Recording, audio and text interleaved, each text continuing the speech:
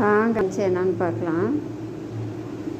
பாருங்க, கிள்ளி போட்ட சாம்பார் வச்சுருக்கேங்க. ரொம்ப நாளாச்சு வச்சு. ஆனால் இன்னைக்கு கிள்ளி போட்ட சாம்பார் வச்சுட்டு தூதுவளை ரசம், வணக்க ரசம் நல்லா ருசியாக இருக்கும். தூதுவளை அரைச்சி சளிக்கு எதுக்கு இந்த மோடத்துக்கு தூதுவளை அரைச்சி ரசம் வச்சாச்சுங்க. அடுத்து பாருங்கள், கேரட் பொரியல் பண்ணி வச்சுருக்கேன். மீன் மேக்கரா வறுத்து வச்சுருக்கேன். தயிர் இருக்குங்க.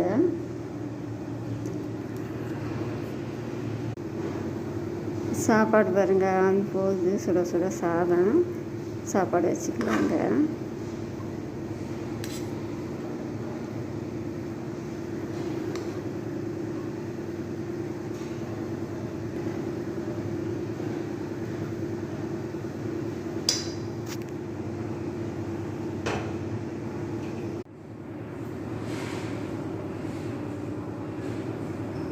சாம்பார் ஊற்றிக்கலாங்க.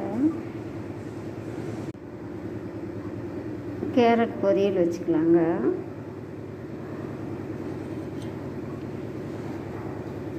இன்றைக்கி மதியம் லஞ்சு பாருங்கள், சுட சுட சாதம், கிள்ளி போட்ட சாம்பார், கேரட் பொரியல், மீன் மேக்கரை வறுத்து வச்சுருக்கேன். சில்லி பவுடர் போட்டு வறுத்துருக்கேன். அடுத்து தயிர் இருக்குங்க. அதுக்கடுத்து பாருங்கள், ரசம் இருக்குது. சாப்பிட்டுட்டு ரசம் ஊற்றி சாப்பிட்டுக்குவாங்கங்க.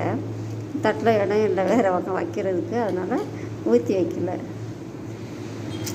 பிடிச்சிருந்தா ஒரு லைக் பண்ணுங்கள், ஷேர் பண்ணுங்கள், சப்ஸ்கிரைப் பண்ணுங்கள்.